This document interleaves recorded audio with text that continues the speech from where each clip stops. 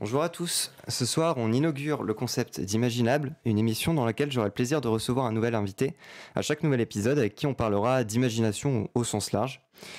Puisque c'est le commencement, je me suis dit que la première personne avec qui je partage mon micro devait être quelqu'un qui me servait de référence au moment de ma vie où mon imagination commençait à créer d'elle-même et qu'elle se contentait plus de se nourrir de créations existantes. Je me revois encore au collège-lycée quand je débutais à Magic, impressionné par les gens qui étaient plus âgés que moi. Ces mêmes personnes qui m'ont initié à la fois au jeu de rôle papier, à Magic du coup, et me faisaient découvrir la voie du jeu de rôle grandeur nature, discipline à laquelle j'ai encore à ce jour jamais pu participer malheureusement, à mon grand regret.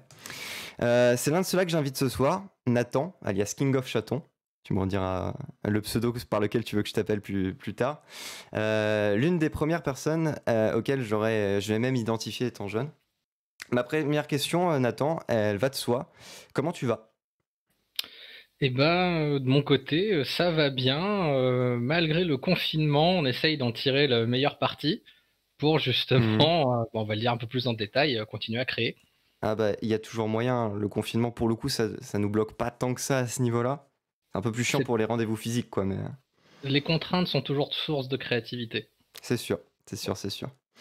Alors, je sais de toi que tu as étudié le game design, et pour ce que j'en Mhm. sais, tu as travaillé dans le jeu vidéo, mais tu as travaillé dans le jeu de société aussi, si ma mémoire est bonne. Alors, Euh, de mon côté, c'est vrai que j'ai un profil où j'ai fait pas mal de choses. J'ai un peu travaillé dans le jeu vidéo. J'ai mis les pieds dans tout ce qui était jeu de société parce que moi, mon activité, c'est ce qu'on appelle la gamification, mhm, c'est-à-dire de rendre ludique ce qui ne l'est pas. Et notamment en utilisant les mécaniques du jeu, ben, on en vient à créer des jeux partout et pour tout, que ce soit des jeux de rôle papier, que ce soit même des jeux d'entreprise en fait. mhm. Et c'est là où m'a conduit en fait mes pas et mon cursus. Ça marche. Donc à ça, j'ajoute à ça que tu es également rôliste. Tu as été joueur de Magic, ou tu l'es encore, je sais pas. Ah, je le suis toujours. Et pareil pour Warhammer. Oui, mais je Euh, continue à faire tout ce qui est jeux de plateau, jeux de cartes, jeux de société, mhm. je continue. Ça marche, bah, c'est cool en même temps. Est-ce que tu veux compléter la description? Tu as déjà commencé un petit peu à le faire. Est-ce qu'il y a d'autres choses dont tu voudrais nous parler pour retracer ton parcours? Ce qui est curieux avec mon parcours, je pense, qui peut faire la différence avec d'autres, c'est qu'à la base, donc j'étais destiné plutôt à m'orienter vers le jeu vidéo, mais au Mhm, final, je me suis rendu compte que moi, j'avais un amour pour le jeu en général, pour les mécaniques du jeu. Moi, ce qui finalement me touche, c'est l'idée que tout le monde joue et on peut faire jouer tout le monde. Donc j'ai pris ce parti et j'ai essayé d'aller de l'avant avec.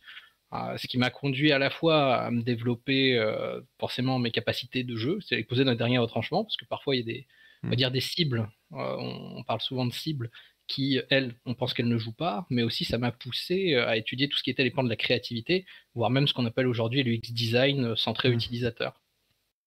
Je suis dans le web, je connais ce terme-là me parle, l'UX design. C'est vrai qu'on fait pas Et trop de bah ça, pour gamification. les game designers, pour les jeux en général, même pour un jeu de rôle avec ses amis, c'est ce que j'utilise. Ma partie du jour de l'an, par exemple, Mhm, j'utilise de l'UX design pour cibler mes meilleurs amis, mieux les comprendre et leur faire des persos et des jeux adaptés. d'accord. Ouais, ça, on aura bien l'occasion d'en reparler par la suite. Si tu devais décrire ton activité actuelle, bon, on l'a vu ensemble tout à l'heure, tu peux pas trop entrer dans les détails, mais ce que tu fais de tes journées globalement, ça ressemble à quoi? Globalement, moi, ma fonction, c'est d'apporter de la créativité, d'apporter la voix de l'utilisateur et aussi tout ce qui est notion de gamification au travers finalement de biens, de services. À la base, je travaille donc dans l'innovation. Mhm, Voilà, j'en dirai pas beaucoup plus. ça Ceux qui marche. travaillent dans l'innovation comprendront pourquoi. Mais voilà, moi, mon but, c'est d'apporter toute cette théorie et souvent, je suis très souvent sollicité pour cet aspect jeu en fait où on s'aperçoit qu'il y a tout un pan aujourd'hui des entreprises et de notre société qui s'intéressent au jeu, qui essayent de le comprendre, surtout dans la société française, qui essayent de percer les secrets de pourquoi il y a des gens qui restent sur l'ordinateur, pourquoi il y a un tel élan, et comment est-ce qu'on pourrait adapter cet élan et ces mécaniques à de la productivité, à un mieux vivre ensemble, à du management. D'accord. Ah, c'est cool. Mais du coup, comment est-ce que tu le mets en place ça, dans une journée? Typiquement, c'est quoi? C'est des réunions? Tu fais des storyboarding? Tu fais comment? Euh, ce que moi je vous conseillerais, si vous voulez faire de la gamification dans un milieu professionnel ou non, c'est tout d'abord, il y a des phases en fait. Vous allez tout d'abord observer la cible et ses besoins. Une fois que vous avez observé votre cible, vous allez en déduire un profil. Ça, les game designers se reconnaîtront. Ils vont en déduire quel type de joueur c'est, est-ce que c'est des killers, est-ce que c'est des achievers, qu'est-ce qu'ils aiment, qu'est-ce qui les motive. De ça ensuite vous allez employer en fait les mécaniques ludiques adaptées. Vous pouvez parler des piliers de Roger Calois par exemple, tels que la compétition, tels que le hasard, ce genre de choses. Et ensuite, là c'est la magie du game designer quelque part. Vous adaptez ce que vous avez pris en UX pour le développer, vous faites un peu de veille parce qu'au bout d'un moment, faut pas oublier que le jeu c'est un consommable. C'est-à-dire qu'une fois que les gens y ont joué, ils ont plus envie d'y jouer, ils comprennent le mécanisme, etc. Donc vous devez à la fois savoir vous renouveler ou alors savoir apporter la petite touche qui va faire que vous reprenez une mécanique existante et qui va plus loin. Et ensuite, c'est des tests, beaucoup de tests. C'est vrai que c'est beau de voir le jeu en général comme un consommable, parce que c'est vrai que l'idée qu'on s'en fait, c'est que pour moi c'est un art, hein. Le jeu en général est un art, il n'est pas considéré comme tel aujourd'hui, je pense pas, c'est pas dans les 7 arts classiques, les 8 arts classiques, mais ça fait bizarre de l'imaginer comme étant un consommable, parce que c'est un truc qui dure dans le temps, mais c'est vrai qu'en même temps, quand on passe une bonne 5-6 heures sur un jeu qu'on a terminé, généralement on n'y revient pas après, et on n'a pas cette idée-là en fait. C'est ça qui est assez incroyable. On prend un jeu, vous y jouez, une fois que vous l'avez terminé, vous pouvez avoir un sentiment très positif vis-à-vis de ce jeu. Le fait de le refaire, la majorité des gens vont dire non, c'est bon. Comme là, je te proposerais par exemple une partie de Monopoly, tu dirais sans doute oui pour me faire plaisir. Mais ensuite, si je t'en proposais une deuxième, voire une troisième d'affilée, tu me dirais stop, c'est bon. Pourtant, la boîte n'a pas changé, c'est les mêmes jeux, on peut s'être amusé pendant une partie, on arrive à un degré de saturation. Et ça, c'est parce que le jeu, dans le fond, c'est de l'apprentissage. Et de toute cette de fil en aiguille, on s'aperçoit qu'en fait, le jeu, on le consomme. C'est une expérience qu'on consomme. Après, t'as beau être très sympathique, tu me proposes une partie de Monopoly, je pense que je refuserais dès la première partie, parce que ça me saoule un peu, Monopoly. Mais moi, en tant que game designer, je te dirais, et si on mettait des enjeux? Ah oui, carrément. Ah bah si tu rajoutes des si trucs... je perds, je ferai une interview. Ah bah nickel. Ah putain, c'est comme ça que ça s'est créé, du coup. C'est beau. Ok. Est-ce que tu as des objectifs spécifiques sur le plus long terme? Des choses que tu aimerais faire plus tard? Des objectifs que tu t'es fixés, quoi. Dans les objectifs que je me serais fixé, moi, j'ai un petit faible pour la Française des Jeux. J'ai un faible pour la Française des Jeux parce que je pense qu'aujourd'hui, c'est une entreprise qui, bon, forcément travaille sur le jeu, mais qui a aussi un potentiel de faire rêver les gens, qui a un impact sur le quotidien. Et je trouve ça fantastique de travailler dans une entreprise où il faut à la fois faire attention que les gens ne développent pas une addiction malsaine, mais en même temps, on doit réussir à véhiculer du rêve qui peut être très puissant. Quand on voit le loto, c'est sortir de sa condition sociale, ça change une vie en fait. Et de pouvoir justement essayer de calibrer des émotions aussi fortes avec, on va dire aussi, ils ont quand même les mains libres. Eux, ils peuvent faire, bon, bien sûr, en respectant tout un cadre légal. Mais ça, c'est quelque chose qui me fait rêver. Et je pense sur la fin, ce que j'aimerais, c'est réussir à faire intégrer le concept de gamification en France à tous les niveaux. Pas que tout soit jeu, mais qu'on puisse utiliser le jeu de manière décomplexée à travers tous les niveaux de la société française, que ce soit professionnel ou même en allant acheter du pain, pour rendre le quotidien plus agréable, plus attrayant et aussi donner plus de sens. Parce qu'on s'aperçoit que le jeu, c'est quelque chose qui aide à donner du sens en fait aux gens. Ouais, et puis on voit les impacts que ça peut avoir aussi, ne serait-ce que dans l'éducation. On en parle de plus en plus en fait, d'utiliser le jeu dans l'éducation. Et moi, c'est un sujet que j'aime beaucoup, l'éducation en règle générale, et c'est quelque chose d'assez compliqué. Et quand on voit qu'il y a certains profs, j'avais vu un article, je ne saurais plus te le citer, qui utilisaient Minecraft notamment pour enseigner des choses à leurs élèves. Enfin, il y a beaucoup à faire en fait à ce niveau-là. Après, ce qui est intéressant, c'est savoir qu'est-ce que c'est qu'un jeu. Parce que Minecraft, on peut le considérer comme un jeu, comme il y a des gens qui peuvent utiliser Minecraft sans que ce soit un jeu. Dès le moment où c'est utilisé comme un outil pédagogique, et peut-être qu'on donne à nos enfants un cadre très strict, peut-être qu'ils ne le verront plus comme un jeu. Comme si comme un logiciel, par exemple, un logiciel de développement 3D, est-ce que c'est vraiment un jeu? En fait, ça dépend pour qui, ça dépend de l'utilisation. En fait, rien n'est un jeu dans ses composantes matérielles. C'est l'abstraction qu'on en fait qui le transforme en jeu. Ça, c'est vraiment important. Le jeu, ça requiert un état ludique. Donc l'éducation nationale serait parfaitement capable de transformer Minecraft en outil pédagogique et non en jeu. C'est là où il faut faire attention. Surtout dans un jeu comme Minecraft qui est sandbox. Ouais, je vois ce que tu veux dire.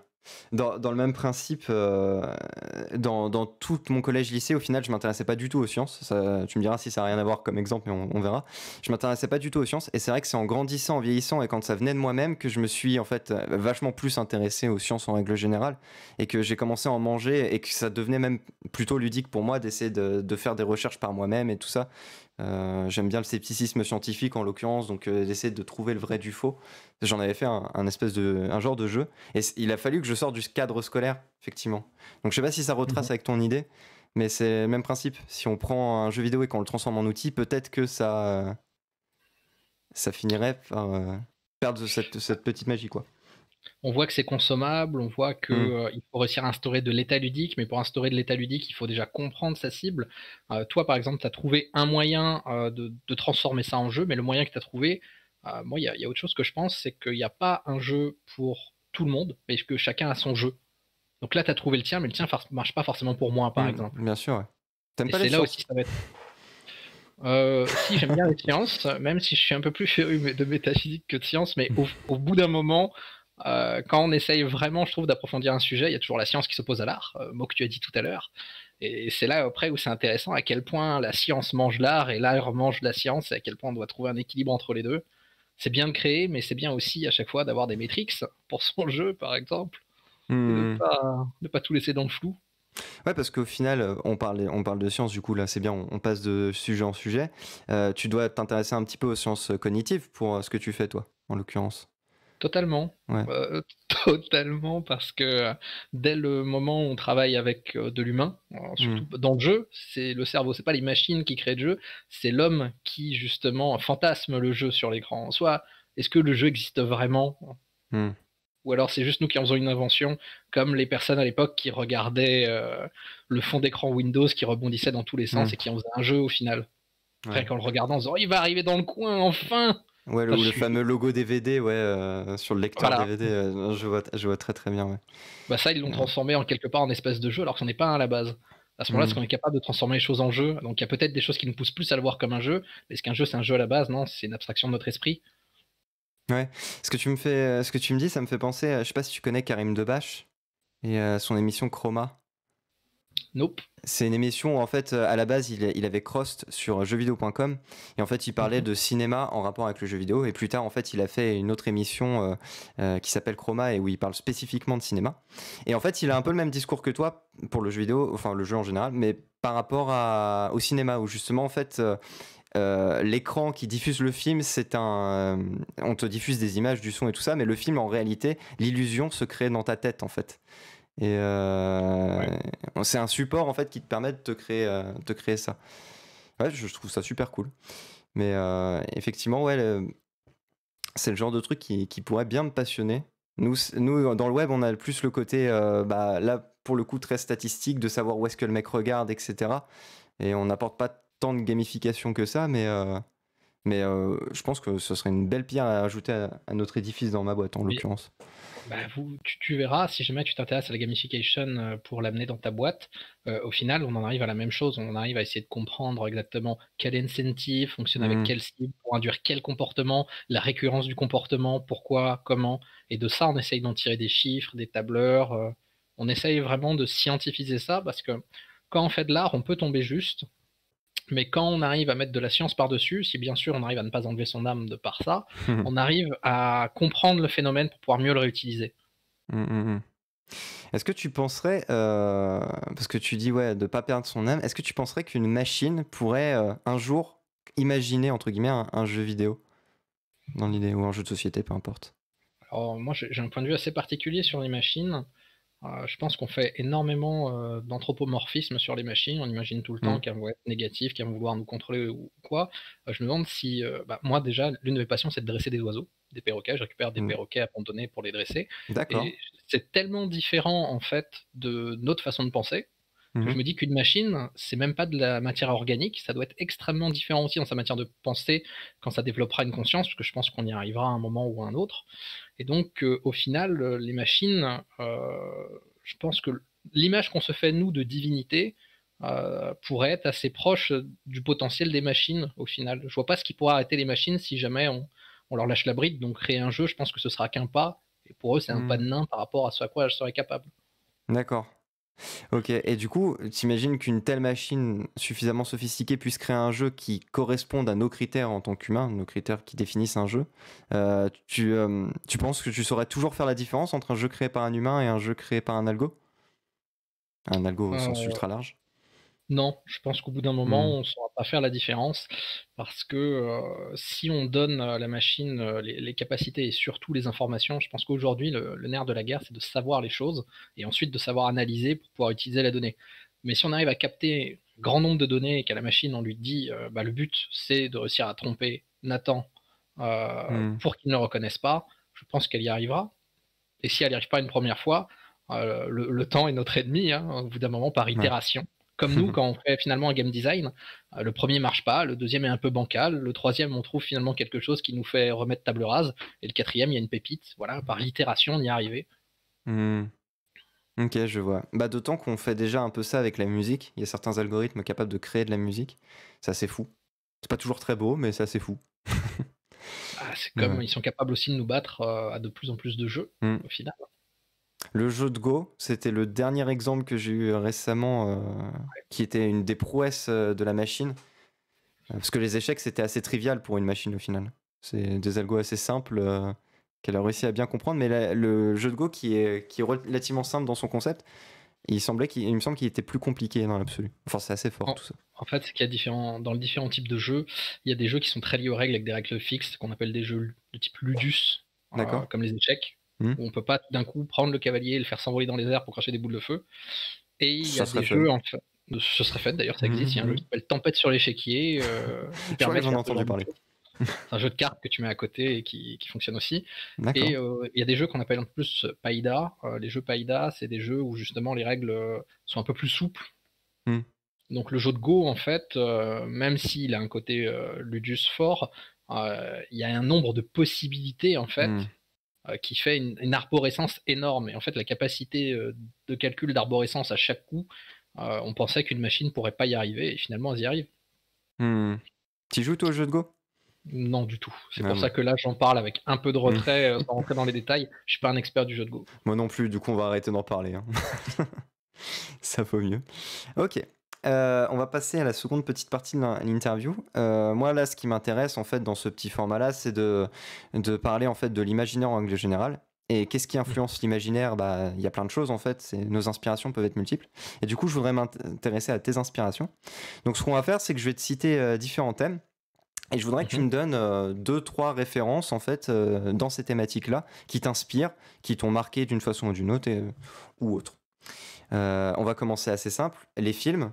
Est-ce qu'il y a des films qui t'ont marqué, qui te marquent dans ce que tu fais? Alors, moi, j'ai toujours été un grand fan des films de monstres. Donc Jurassic Park, ça a D'accord. été pour moi une révélation quand j'étais plus jeune. Tout ce qui est Alien, District 9, dès le moment où il y a des créatures, des monstres, ça c'est les premiers genres de films qui m'inspirent. Et les deuxièmes, que je retrouve souvent dans mes jeux de rôle, moi j'aime les huis clos. J'aime D'accord. les, j'aime les endroits clos où il va se passer des choses. Et c'est les interactions sociales entre les personnages. C'est cool ça. Euh, Par exemple, 12 hommes en colère, ça fait Hmm. partie des films qui pour moi m'ont beaucoup fait réfléchir sur ma façon de créer, de raconter des histoires. D'accord, ouais. Ok, je vois carrément. Est-ce que tu aurais la même chose pour des séries éventuellement qui t'auraient inspiré? Des séries, moi j'ai ma série préférée de tous les temps, c'est Malcolm, Hmm. et j'aime avec quel génie, je trouve, c'est vraiment une série avec quel génie ils ont réussi à prendre l'histoire d'une famille, en faire autant de saisons. Et justement réussir à apporter cet univers à la fois fou, mais dans lequel on s'identifie. Et Hmm. ça aussi, c'est une part qui m'a. Moi, je suis tout le temps entre l'horreur et le rire dans mes créations. C'est vraiment ce que j'aime. Et dans le rire de Malcolm, il y a quelque chose de fou, mais on peut s'y retrouver, on peut s'identifier. C'est jamais assez fou pour qu'on décroche, mais c'est toujours assez fou pour nous faire rêver. D'accord. Et donc Et oui. tu préfères du coup Malcolm aux Simpsons par exemple? C'est peut-être pas le même genre d'humour. En fait, je trouve que les personnages de Malcolm, que ce soit dans les dialogues, que ce soit dans la scénarisation, et que ce soit dans les interactions entre les personnages, il y Mhm. a quelque chose, moi, qui me touche particulièrement dans Malcolm et qui me pousse justement à pouvoir manger les saisons. La seule série qui me fait aussi ça, c'est The Office. D'accord. Mais ça, c'est aussi ma passion pour les huis clos, encore une fois. Où, pareil, on se retrouve dans un environnement de travail Hmm. et ils arrivent à dire des vérités tout en les disant avec humour. Et on en arrive à un stade où les personnages, on a envie de vivre avec eux. Moi, ça fait partie des séries. Quand les séries se sont terminées, j'avais l'impression que bah voilà, des amis étaient partis vivre au loin, je ne les reverrai jamais. Ça me fait souvent ça. Quand je termine une série, ouais, ce petit sentiment de ouais, j'ai perdu des potes là, c'est chiant. Ouais. Ouais. Et du coup, on J'ai a toujours. travaillé chez Dunder Mifflin. Ah, wow, c'est beau. Mais ouais, non, bah, c'est toujours ce sentiment, et c'est ce qui nous fait aussi avoir envie de voir des suites. Et des fois, bah, le cinéma, notamment, investit là beaucoup dans cette idée de suite, de remake, de toujours en rajouter plus, quitte à faire des fois moins bien, parfois bien, hein, mais De ce que j'en ai un peu vu, le problème du remake, c'est qu'on veut instaurer. Déjà, il y a un problème au niveau du public, il y a un problème au niveau de ceux qui ensuite conçoivent souvent.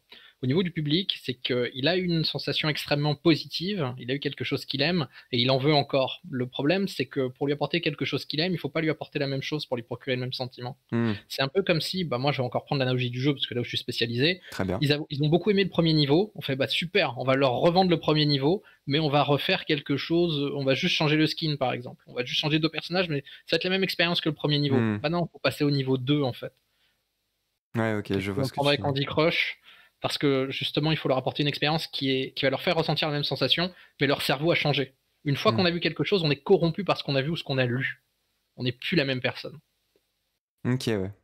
Tu dis ça bien. C'est beau. Et qu'est-ce que je veux dire? Et du coup, qu'est-ce que t'as pensé? Ça va peut-être être un sujet qui fâche, on verra, de Jurassic World. Jurassic World, alors déjà, il faut savoir que moi, étant un grand fan de Jurassic Park, Mhm. je ne suis pas objectif sur la chose. J'ai trop d'affect vis-à-vis de la série, même si là, je vais essayer de vous donner mon point de vue objectif, il est possible que je ne le sois pas, de par cet affect. Jurassic World, j'ai trouvé ça intéressant parce que déjà, le premier, ils ont repris les bases du premier Jurassic Park. On a essayé d'avoir à nouveau cette espèce de double discours entre le fait qu'ils fassent une créature qui soit encore plus dangereuse, enfin, qui devienne invisible, etc., l'Indominus Rex. Hmm. C'est exactement ce pourquoi les gens allaient voir Jurassic Park en disant oh bah super, il va y avoir encore une créature encore plus grosse. Ils sont un peu foutus du public en se disant voilà, ce qu'on crée dans le film, c'est exactement ce pourquoi vous venez le voir, donc vous plaignez pas non plus. Donc j'ai trouvé le premier intéressant. Le deuxième, là, il était un peu plus grand public. Il y a des choses que j'ai Hmm. aimées, d'autres moins aimées, mais moi je suis bon public du moment qu'il y a un dinosaure et que ça parle d'Alan Grant, Ian Malcolm. Voilà, donc j'ai pas trouvé que c'était une catastrophe. Je les attends au tournant avec le troisième où là ils vont justement sortir du parc enfin.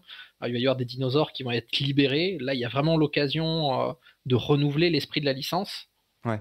Euh, Attendons voir ce qu'ils ont. Du moment que ce sera pas la catastrophe de Jurassic Park 3 avec un Spinosaurus qui fait du kung-fu, je pense que ça devrait aller.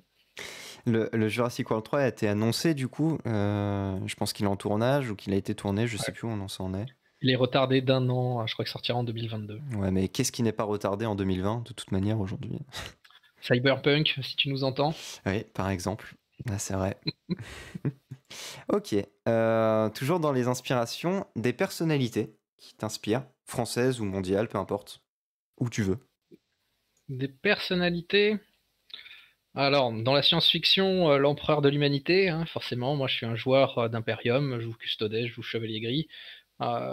J'aime bien ce personnage qui, même s'il a finalement des défauts, c'est un mauvais père, il faut savoir. D'accord. J'ai pas du tout la Même ref là pour le coup. ah, bon, bah, pour ceux qui m'écoutent, même s'il a eu ses défauts, que ce soit envers Magnus ou d'autres de ses fils, bah, c'est quelque chose, c'est quelqu'un qui essaie de construire et je trouve que ça fait partie, c'est extrêmement bien écrit en fait, l'histoire de Warhammer 40 000, c'est extrêmement prenant, Hmm. c'est extrêmement riche et profond.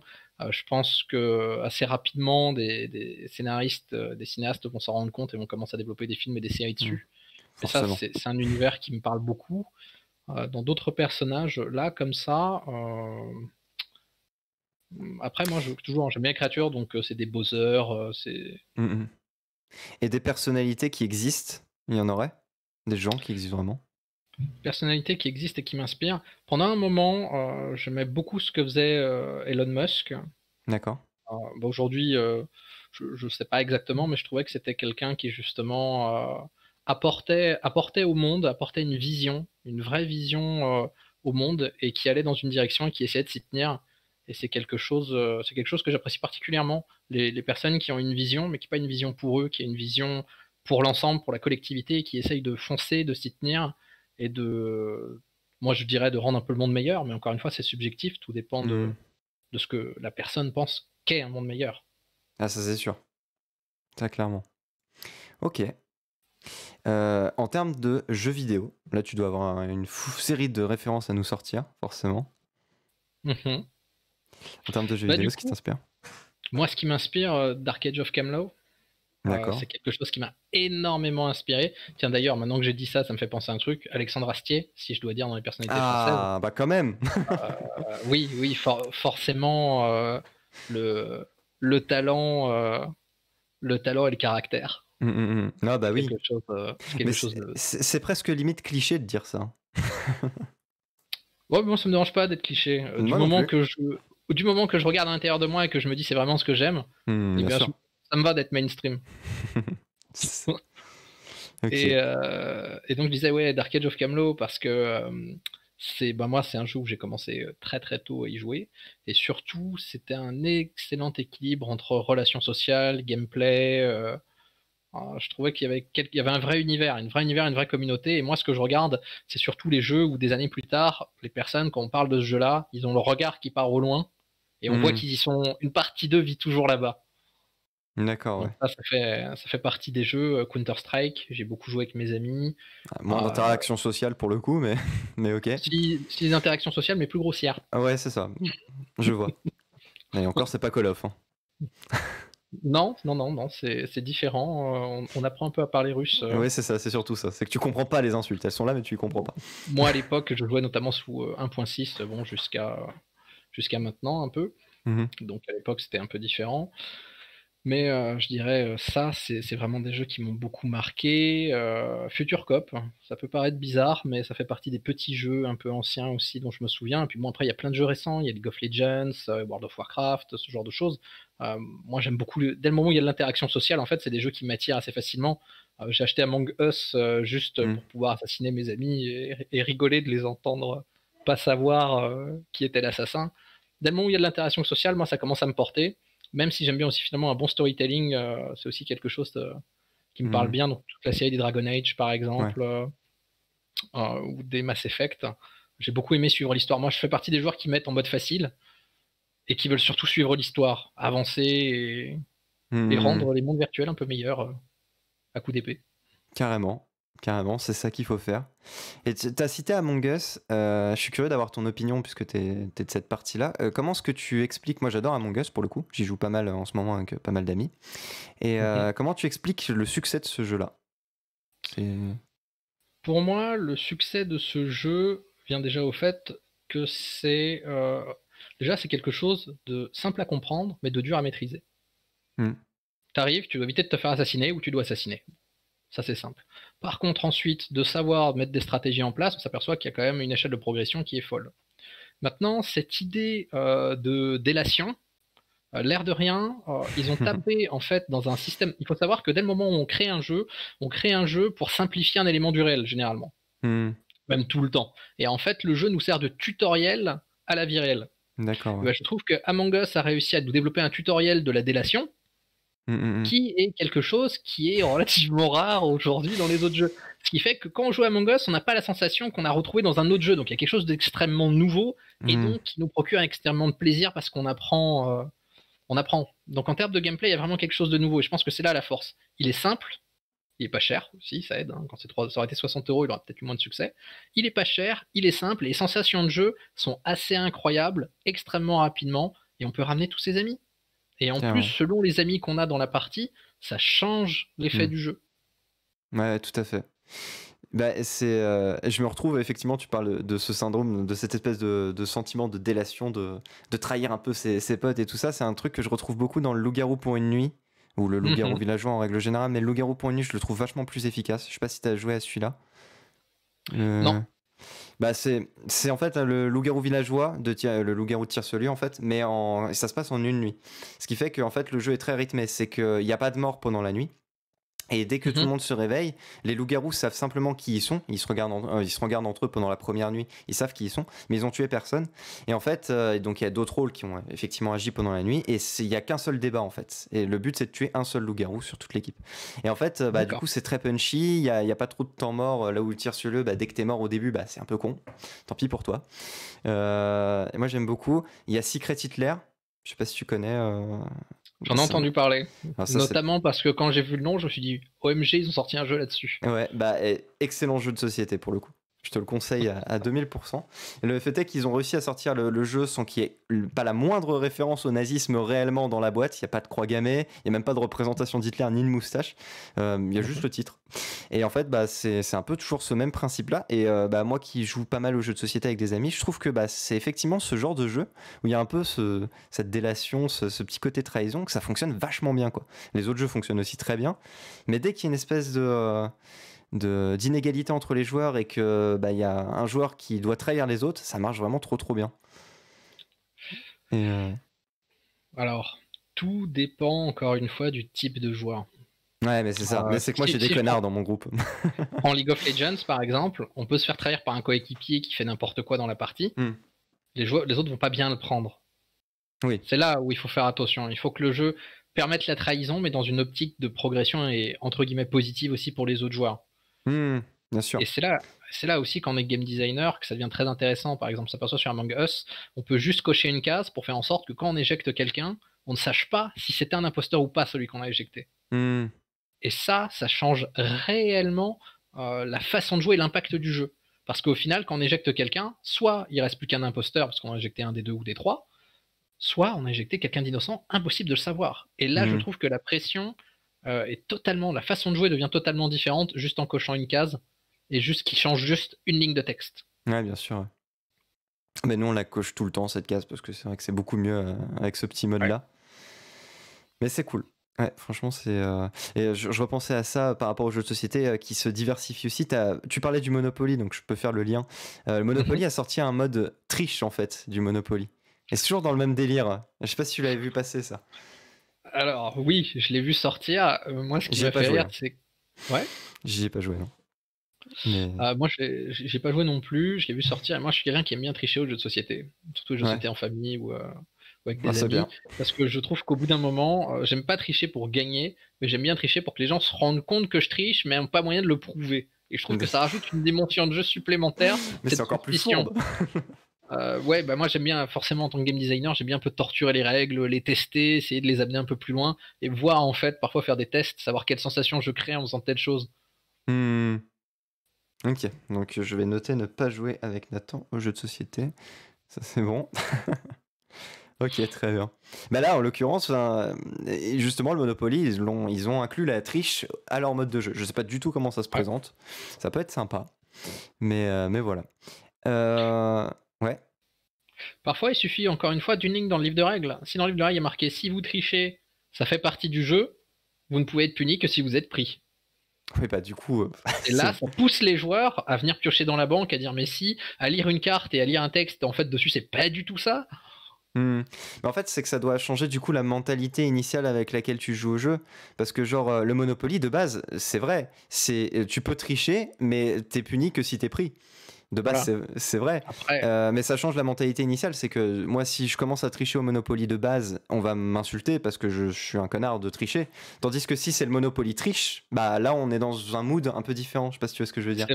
C'est vrai, mais en fait, tout ça, c'est une question de donner du sens. L'un des piliers du jeu, c'est le storytelling. Et très souvent, selon le storytelling qu'on crée autour d'un produit, ça va totalement changer l'image qu'on en a. Par exemple, moi, je vous dis que je triche dans mes parties, mais je triche pas. Je montre aux gens, en fait, je leur montre un moment que j'ai triché. C'est-à-dire, je triche et je leur dis, regardez, ces billets, je devrais pas les avoir. Et une fois qu'ils les ont récupérés, qu'ils ont mis dans la banque, ils vont commencer à me surveiller. Et c'est ça que je cherche. Je cherche pas à gagner ou à la fin, à ce qu'ils ne sachent pas que j'ai triché. Ce qui est important, c'est de savoir quelle sensation ça crée. Je pense qu'avec ce storytelling, c'est ce qu'ils essayent de créer. Vous êtes tous des tricheurs maintenant, donc méfiez-vous les uns des autres. Et de ça, ça crée une composante de jeu supplémentaire. Ouais, tu m'auras toujours pas convaincu de jouer avec toi quand même. Ok. Petite thématique suivante, justement, on en parle, les jeux de société. Est-ce qu'il y a des jeux que tu nous conseillerais, des jeux qui t'ont marqué? Warhammer 40 000. J'ai pas précisé figurines et cartes, mais voilà, je supposais que ça allait venir sur la table du coup. Warhammer 40 000, ouais. Voilà, moi j'étais un gros joueur, je suis toujours un gros joueur de Warhammer 40 000, je suis toujours au moins une à deux parties, j'essaye de faire par mois. J'adore l'univers, j'adore le système de jeu, même si c'est monolithique, avec excessivement de problèmes. D'ailleurs, ça fait partie des entreprises où je pense que je rêverais de travailler chez Game Workshop, Ouais. tellement je suis intéressé par ce qu'ils font en termes d'univers et de système de jeu. En termes d'autres jeux de société, j'aimais bien les Hero Dice. C'est un tout petit jeu. Ça me T'as parle, des ça. dés. En fait, tu as des dés. Sur les faces des dés, tu as simplement des pictogrammes et des symboles. Et quand tu les lances, tu crées une histoire avec les symboles, etc. Mm. Et en fait, ces dés-là, je les ai utilisés pour créer plein de mécaniques de jeu. Par exemple, quand je fais des jeux de rôle, mes joueurs doivent créer. Mes joueurs, quand ils doivent, par exemple, mentir à un PNJ, j'aime pas faire un jet où il réussit, il arrive à sortir Ouais. un mensonge alors Je qu'on suis sait très pas d'accord. lequel. Donc il me lance les dés selon en fait le degré du bobard, genre il y a Godzilla dans le placard, là il doit me lancer 7 dés et il doit me construire une histoire avec les 7 images qui sont arrivées sur les dés, et si cette image j'arrive à la juger crédible vis-à-vis du personnage, je dis allez ok. Hmm. Ah, c'est pas mal. Et Ok, c'est ça ok. que j'aime bien, c'est tous les jeux où en fait après je peux réutiliser les composantes pour en faire autre chose. Ok. Ah oui. Et du coup, ouais, tu parles de ça, de créer des histoires, etc. en anglais journal. De toute façon, on va parler de jeux de rôle un peu plus tard, donc on va vraiment entrer dans les détails de ça. Moi, je fais du théâtre d'improvisation. Est-ce que tu as déjà entendu parler de cette discipline? Est-ce que ça te plairait? Alors oui, j'en ai déjà entendu parler. J'avais un collègue qui faisait du théâtre d'improvisation. Maxence, si un jour tu entends cette vidéo, sache que je pense à toi. Et Oui. notamment, il nous y a introduit avec brio. Il nous a donné des petits cours de théâtre d'improvisation et je le remercie parce que c'était vraiment quelque chose d'intéressant. Et ouais, ça me parle le théâtre d'improvisation. Je compte sur toi pour lui partager cette vidéo à Maxence. On t'embrasse, où que tu sois. Pas de souci, je le partagerai. Mm, Il a toujours été ouvert et cool. Ça marche. Du coup, ouais, ça pour le. Et du coup, tu veux pas t'inscrire dans une petite troupe, tu veux pas essayer de faire plus, d'en faire plus? Moi, l'un des soucis de ma vie, c'est le temps. Mm. Je fais déjà pas mal de choses. J'ai une équipe de League of Legends, je fais du combat médiéval, j'ai une petite amie aussi qui prend beaucoup de temps. Et au final, c'est quelque chose qui pourrait me plaire, mais il faudrait que j'arrive à me dégager du temps pour ça. Mais rien que pour l'expérience, moi je suis très preneur de nouvelles expériences.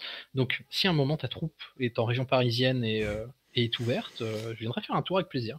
Moi, c'est un peu tumultueux là, sachant qu'en fait, j'ai rejoint une troupe. Je viens d'emménager à Limoges il y a moins Mhm, d'un an. Et si tu veux, j'ai trouvé une troupe, mais c'est un truc de tout débutant parce que j'en avais fait 2 ans à La Rochelle. Et mhm. pour l'instant, c'est vraiment un truc qui démarre. Donc, on ne passera pas à Paris tout de suite, mais clairement, si on passe à Paris, je te le dirai. Bah, Euh, improviser une escale, improviser à Ouais, Paris. alors le principe c'est qu'on imagine et on imagine moins l'argent, tu vois, pour se déplacer, c'est un peu compliqué et tout pour. Mais ouais, non, mais carrément, bah moi de toute façon, en vrai, c'est quelque chose, j'aurais bien aimé en faire mon métier, l'improvisation pour le coup, mais enfin ça demande un degré d'implication qui est tel que, bah pareil, moi j'ai un métier à côté, etc. Il faudrait que je me lance dedans à corps perdu, mais Mhm. bah c'est compliqué, c'est vraiment très compliqué. C'est un pari trop risqué pour moi, je pense. Mais à voir avec le progrès. J'ai vu, tu parlais d'Alexandre Astier, j'ai vu Simon Astier en spectacle. Mhm. Enfin, c'est bluffant. Simon Astier qui a beaucoup fait d'improvisation en l'occurrence, avec HeroCorp, Ouais. qui est, bah, en fait, je sais pas si tu connais la série HeroCorp. Oui, je connais bien. Et en fait, à la base, c'est aussi une troupe d'improvisation, tout son panel de comédiens. Et Mhm. ça, pour le coup, je te le conseille, c'est un de ces quatre, il joue à Paris, n'hésite pas à voir ça. Ça vaut le coup. Après, moi, je fais toujours partie des personnes qui préfèrent tester que regarder. Je suis d'accord. Bah tiens, d'ailleurs, une petite question qui rentre là-dedans. Est-ce que tu es le genre de personne à beaucoup regarder des matchs de League of Legends en live sur Twitch ou autre? Non, je fais partie de ces personnes qui regardent peu d'e-sport, qui Hmm. se tiennent au courant uniquement au travers des fans d'e-sport. Parce qu'en fait, moi, ce qui m'intéresse, c'est pas de regarder de l'e-sport, mais de comprendre pourquoi les personnes qui regardent de l'e-sport, qu'est-ce qu'elles ressentent, qu'est-ce qui leur plaît, qu'est-ce qui leur plaît pas. Ça, c'est quelque chose qui m'intéresse. Et au final, sur un match de 2 heures, par exemple, j'ai 30 minutes de discussion avec un fan qui m'explique ce qui était bien, ce qui était pas bien. Donc, D'accord. c'est comme ça que je suis. C'est toujours dans ton métier, dans le principe, ou Mais ça, concours de en circonstances? fait, moi, j'ai une façon de voir, on va dire, un peu le monde en forme de plein de rouages. Plein de rouages, comme une énorme horloge avec plein de rouages. Et en fait, Ça j'essaye me de parle. comprendre chaque rouage. Parce qu'en comprenant chaque rouage, je vais comprendre combien il y a dedans, à quelle vitesse il peut tourner, à quelle vitesse il casse, où est-ce qu'on peut le placer. Et de ça, en fait, j'étudie tout en permanence. C'est un hobby, une passion chez moi. C'est pour ça aussi que j'adore créer des systèmes de jeu, que ce soit dans ma carrière ou même je crée énormément aussi de systèmes de jeu en dehors. Mhm. C'est que ça me permet en fait d'utiliser des rouages, de faire des tests et de mieux comprendre les choses. D'accord. Bah, on retrouve un peu l'idée de la science dans l'idée, dans le principe. Quelque part, oui, mais même si parfois j'aime bien fonctionner en ce qu'on appelle dans le domaine privé en fulgurance. C'est-à-dire que Fulgurant. tout d'un coup j'ai une intuition et je vais essayer de la placer. D'accord, la Et là, on spontanéité. revient à l'art. Ok. Donc je pense moi que tout est équilibre, un équilibre des deux. Il faut savoir utiliser la science pour mieux maîtriser, mais il faut savoir utiliser l'art pour découvrir de nouveaux territoires. Ok. Mais c'est très cool. Dans la suite des thèmes, il y a les mangas, livres, BD, des bouquins que tu lis, que tu voudrais nous conseiller. Warhammer 40 000. Oui, oui. Là derrière, j'en ai placé. Non, Warhammer 40 000, c'est assez inégal dans l'écriture, malheureusement. J'aime bien l'histoire en général, mais selon les auteurs, Dan Abnett sort très bien, mais c'est assez inégal. Là, j'en ai mis quelques-uns derrière moi. Moi, je suis un grand fan de Brandon Sanderson, de toute façon. Mhm. Euh, J'adore la série des Archives de Rochard, mais je suis quelqu'un qui lit un livre de fantasy environ toutes les 2 semaines. Donc j'ai une énorme bibliothèque avec énormément d'auteurs. Là, qu'est-ce que j'aurais? J'aime beaucoup Brent Weeks, j'aime beaucoup, euh, Miles Cameron, Joe Abercrombie. Voilà, je lis énormément de fantasy. Pas beaucoup de SF, à part Warhammer 40 000, mais par contre pour la fantasy, je suis très bon public. Et là, je me rends compte que je ne lis pas assez, visiblement. J'ai pas les Après, moi, références. vu que j'habite à Paris, j'ai 1 heure et demie de transport Hmm. aller et 1 heure et demie de transport retour. Je passe que 3 heures de transport dans ma journée quand je vais au travail. Hmm. Donc, ça me fait 3 heures de lecture. Je vois le côté positif des choses. C'est bien, il faut. Et il y a Alcadrim là qui écoute le live, mon beau-frère en l'occurrence, un ami à moi. Mhm. Lui, il adore tous les bouquins autour de Magic, The Oui. Gathering. Est-ce que tu les as lus? Est-ce que tu les aimes bien aussi? J'ai pas lu moi, donc je sais pas. Moi, je lis souvent les résumés de l'histoire sur leur site. Mhm. Donc, j'aime bien voir comment leur univers évolue. C'est quelque chose que j'apprécie. Je trouve que c'est une licence qui a réussi à bien vieillir, qui a réussi à passer le coche de simplement on est un jeu de cartes avec des univers qui sont pas forcément liés. Ils ont créé les Planewalkers. Ils ont créé vraiment des histoires qui se suivent avec un monde qui a une cohérence malgré sa richesse, quelque part. Hmm. Et ça, je connais pas la qualité de leurs écrivains. J'en ai quelques-uns mais je Alors, pourrais pas juger de la série. si je peux t'apporter une réponse à Alcadrim qui vient de réagir, il dit j'aime l'univers, mais l'écriture est pas très riche. Donc Hmm. au moins comme ça tu sauras. Je connais pas du tout, c'est vrai que j'aime bien l'univers de Magic the Gathering, j'aime bien toutes les illustrations, tous les principes qui tournent autour. Apparemment, ils voulaient faire un film aussi. Je sais pas où on en est de ça. Il y a même un jeu vidéo, hein. Il y a un jeu vidéo qui ressemblerait un peu à un MMO où on incarne un Planewalker. Alors pour la petite histoire, un Planewalker, qu'est-ce que c'est? C'est que Magic the Gathering, ça fonctionne avec 5 énergies primordiales, qui sont ils appellent ça des manas, donc rouge, bleu, blanc. Chaque mana est lié à des créatures, quelque part un espèce de sentiment, le feu, la passion, etc. Et de ça, en fait, il y aurait des individus qui seraient capables de voyager de dimension en dimension et qui auraient les pouvoirs d'un, deux ou plusieurs éléments. Et c'est l'histoire de ces personnes, souvent, qui traversent les dimensions pour justement apporter, si vous êtes du mana blanc, de l'ordre, bah, pour apporter de l'ordre, et si vous êtes du mana noir, pour apporter quelque chose de plus sombre. Hmm. De ça, l'histoire est sympathique dans les grandes lignes. Mais après, comme toutes les grandes licences, c'est difficile. Si je prends par exemple sur World of Warcraft, il y en a certains qui sont excellents. Par exemple, moi, je suis un grand fan d'Arthas, donc j'ai celui qui est écrit par Christy Golden, par exemple, que je trouve vraiment excellent. Et j'en ai lu d'autres de la série des Warcraft qui n'étaient pas du même niveau de narration. Hmm. Donc, Ouais, je vois bien. On me dit d'ailleurs là sur le chat, Lucky Poire qui me dit il y a une série Magic en préparation pour Netflix qui est sur le personnage de Chandra, Planewalker, en l'occurrence. je crois en avoir vaguement entendu parler, ouais, qu'il y avait quelque chose sur Magic, mais en ce moment ils font tellement des séries sur tout que Hmm. ça devient difficile de savoir lequel est un hoax, est-ce que ça va vraiment se faire, est-ce que c'est pas pour 2050. C'est ça. Moi j'y Mais moi crois. j'aime bien Gideon. Alors, on parle de Chandra, mais moi je vais vous dire Gideon, moi je joue blanc-rouge. Ouais. Ah oui, oui. Mais, ah oui, déjà à l'époque, quand on jouait ensemble à Magic, tu jouais blanc-rouge, de Ouais. mémoire, hein. Les Elias de Boros, je me souviens bien de ça. Ouais, j'ai Ça me... toujours mon deck Boros là à côté. Ouais. C'est vrai? Ça me parle Ouais. bien, ça. J'avais tenté de faire du Simic au départ et ça n'a pas trop marché, moi, de mon côté. Compliqué. Ah, faut dire, si tu t'adresses pas aux anges aussi, qu'est-ce que tu veux faire à côté, quoi? Les mecs, ils manipulent de la boue pour faire des trucs avec des tentacules interdits au moins de je sais pas quel âge. Ouais, mais Faut pas c'est s'étonner, cool. hein. C'est cool, c'est de l'alchimie, c'est stylé.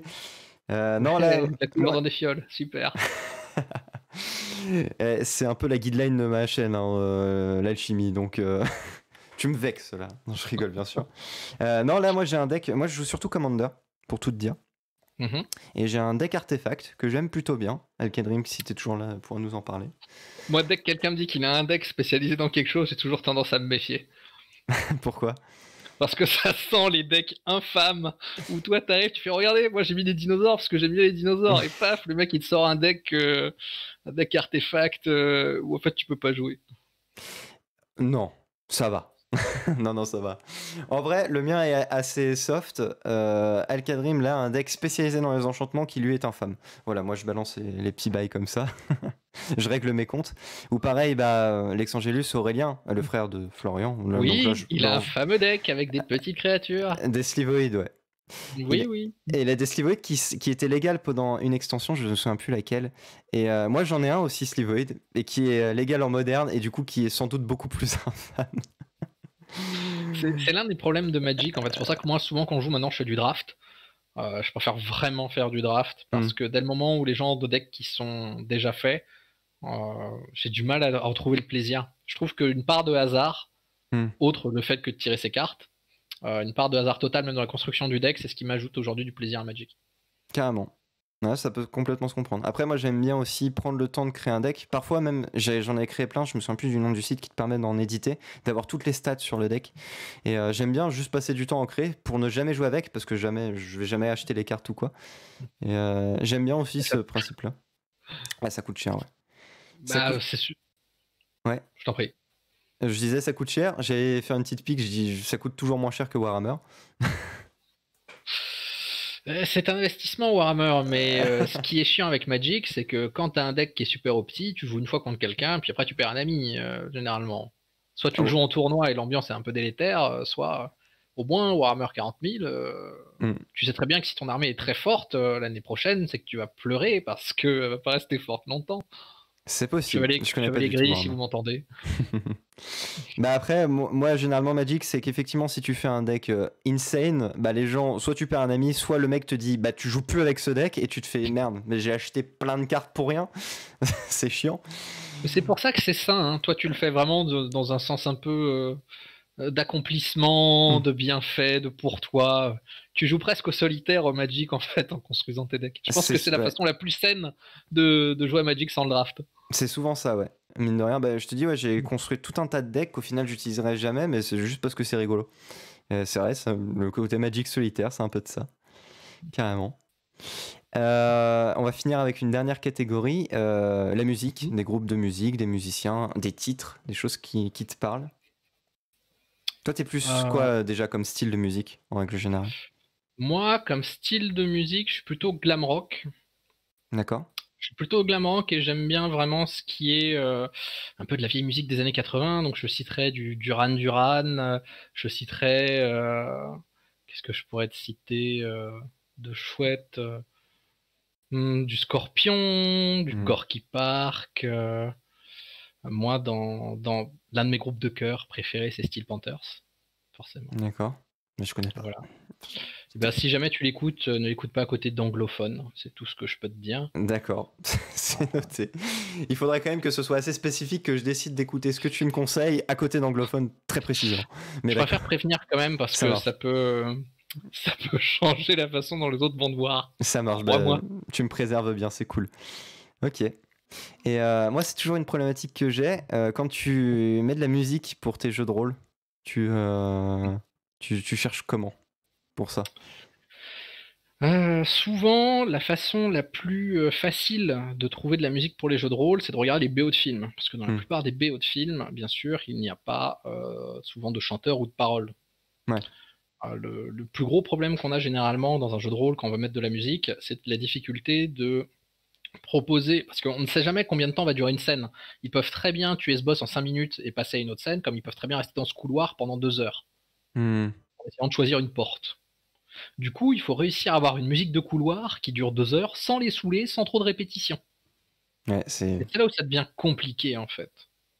C'est Je suis- comment trouver une BO de musique de couloir conséquente de 2 heures.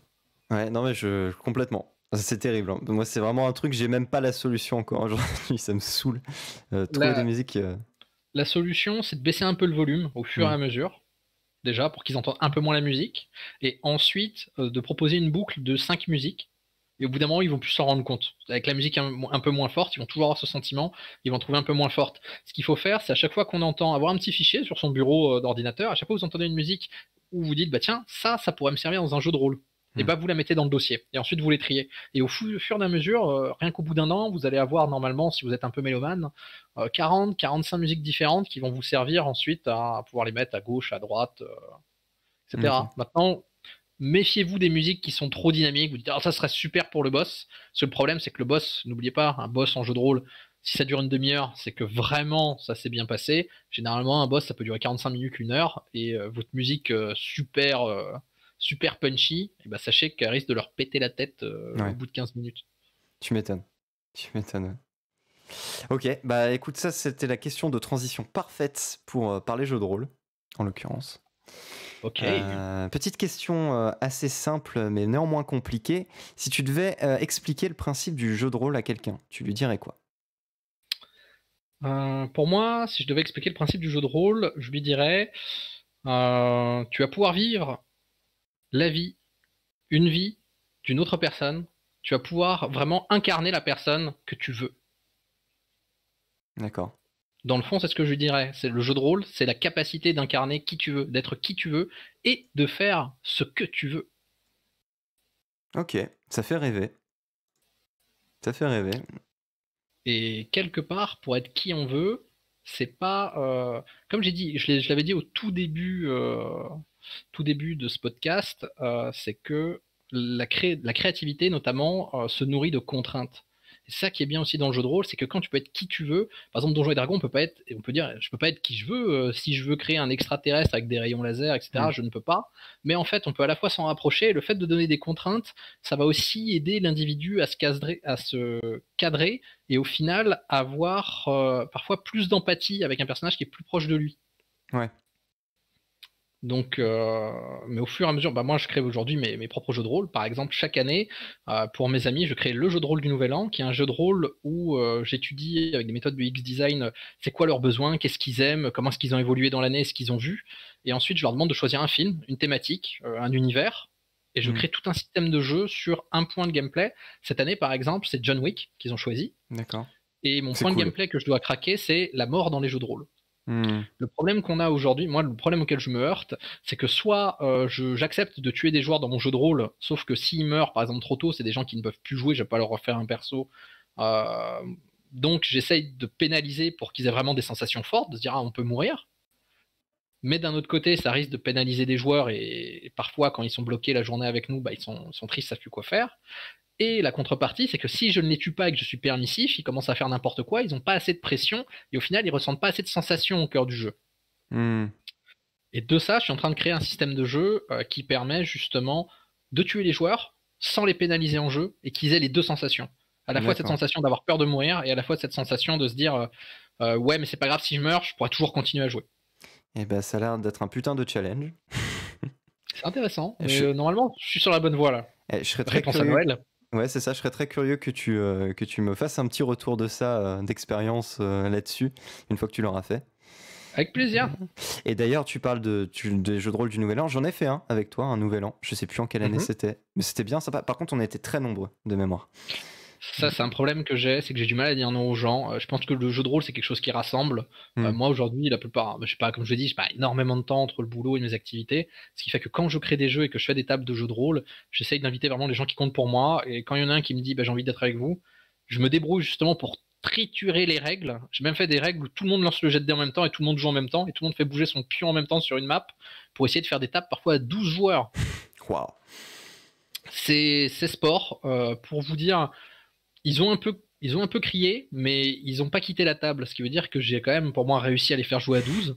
Mais pour moi, l'idéal pour un jeu de rôle, c'est entre 3 et 4 joueurs. D'accord, bah, j'allais te poser la question, d'accord. 3 et 4 joueurs pour toi. Je pense que c'est l'idéal parce que vous Hmm. pouvez à la fois ils ont la richesse de les autres joueurs et en même temps vous pouvez leur donner toute l'attention qu'ils méritent. D'accord. Ouais, moi, ça serait 3 pour moi, c'est pas assez, mais ça va. 4 c'est parfait. 5 c'est trop, mais ça va. Pour moi, c'est un peu ça. Donc voilà, de 3 à 5, je suis bien. 4 c'est l'idéal pour moi. En plus, ça peut faire du 2v2. Moi, j'aime bien quand il y a un peu de trahison aussi dans mes jeux de rôle. Donc, Après, puisqu'on parle un peu technique pour le John Wick, ce que je vais faire, c'est qu'ils vont pas jouer des personnages, ils vont jouer des familles. De ces familles, le fait qu'ils jouent des familles, en fait, quand leur personnage va mourir, c'est un personnage de la famille qui va reprendre le flambeau. d'accord. Et je vais faire des jeux de personnages aléatoires, ils vont tirer une carte d'un personnage de la famille qui va venir. Ça va ressembler à ça dans les grandes lignes, même si c'est un peu plus complet. Mais ça va leur permettre justement de pouvoir jouer. Parce que là, je vais avoir 8 joueurs normalement. Et donc, je vais faire jouer 4 familles. Et en faisant jouer 4 familles, là, je pense que ça tiendra comme si c'était 4 joueurs. C'est ce que je cherche à réduire. Ok. Et du coup, c'est du one shot en fait. Moi, j'aime bien faire du one shot Hmm. parce que les tables longues. Bah d'ailleurs, je participe sans doute à l'une des meilleurs jeux de rôle de Paris qui s'appelle Ishural, donc Olivier, si Ichoural. jamais tu m'entends, sache que j'ai pensé à toi. Tu lui C'est partageras le une podcast. personne, bah, avec plaisir, c'est une personne qui a créé en fait un univers de jeu de rôle entier et un système de jeu où aujourd'hui il a une base d'entre 30 et 50 joueurs qui Hmm. jouent depuis des années dans un univers qui évolue avec une carte du monde, avec des vidéos, et en fait c'est devenu une Ah, le vraie rêve. communauté. C'est exceptionnel en fait ce qu'il a vraiment réussi à construire. Et je le vois moi dans le regard de ces joueurs. Et il y a des joueurs qui pendant parfois 3 mois sont là en disant mais je veux jouer, je veux faire ma partie, je veux savoir ce qui arrive à mon personnage. Et Hmm. parfois on reçoit des mails en disant attention, tel continent a été envahi par telle armée. Et on est tous mais scandalisés. Pire que quand on regarde les infos. Tellement ça nous a... Et ça pour moi c'est des parties longues qui nécessitent un investissement du talent et aussi un investissement incroyable. Et moi ce que j'aime dans les one-shots c'est cette idée de on va passer la nuit ensemble, Hmm. un seul d'entre vous sans doute survivra à cette nuit. Ouais. Lequel d'entre vous? Et de ça, j'en tire des sensations qui sont décuplées.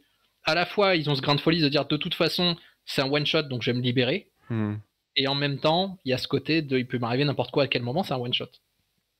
Est-ce que tu décris moi je suis très fan des one shot aussi parce que bah, pour le coup c'est je trouve que bah moi qui peux pas m'engager non plus dans une campagne longue et faire un truc genre toutes les 2 semaines toutes les semaines c'est un peu compliqué, les one shot ça me permet ça. En fait c'est ce que j'essaie de créer un petit peu avec l'Exim Alliance. Lucky Poire dans le chat en sera témoin. C'était d'essayer de faire ça. J'ai créé un univers à moi très steampunk dans l'idée mais qui s'étend un peu plus large et de faire que des one shots. Maintenant tous les one shots que je fais c'est toujours dans cet univers là dans l'idée. Et mais bah, après, moi, ce que tu t'écrivais, donc Olivier, je me souviens plus du nom du projet dont tu parlais. Ishural. Ishural. Ça, pour moi, c'est un goal hein, de pouvoir participer ou de créer un univers comme ça, c'est vraiment un goal. J'en suis infiniment loin, mais c'est vraiment c'est l'idée que je me fais du jeu de rôle, c'est trop trop cool quoi, dans l'idée.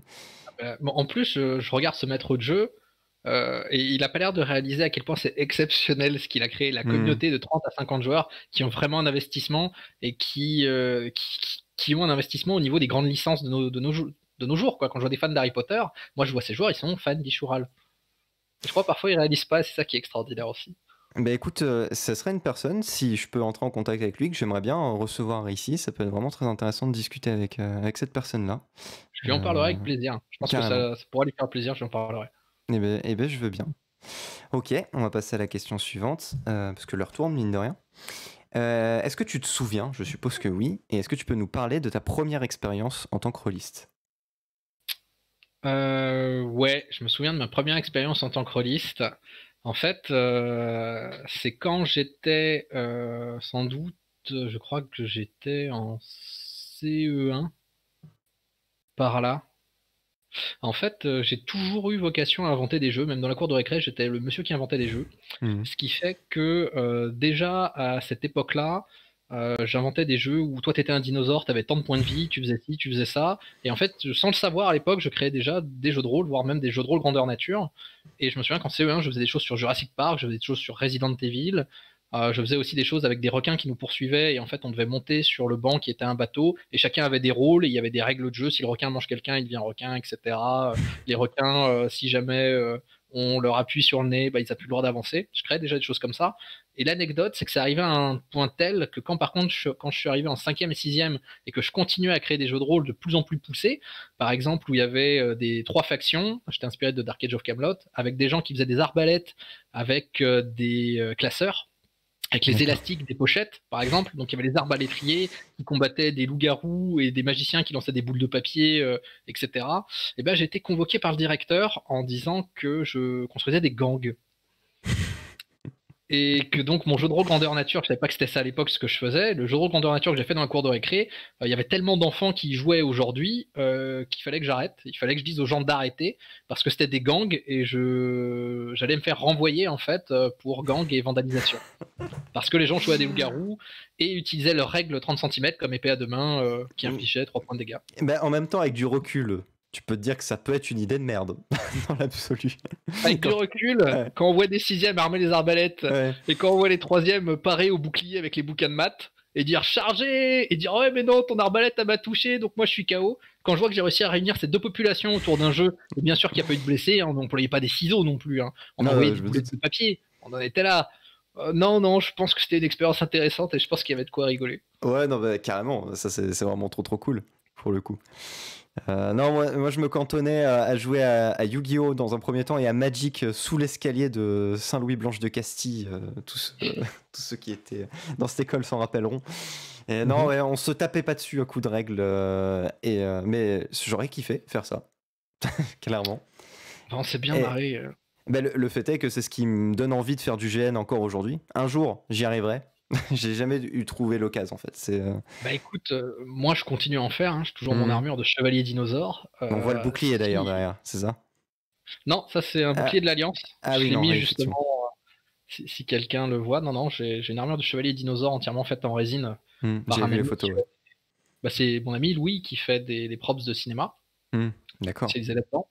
Et donc si j'y retourne, je te préviendrai, avec plaisir, viens avec nous. Carrément, si le Covid nous l'autorise. La Covid. On verra bien, mais à chaque fois qu'il y a une descente, il y a une remontée, je veux dire, le temps c'est un cycle, c'est une spirale. Tout à fait. Je me souviens quand j'étais gamin et qu'on s'entraînait déjà à l'épée. On avait fait deux ou trois petits entraînements à l'épée comme ça. Ça me crevait. Déjà que je suis pas sportif à la base, mais j'étais là, le gars.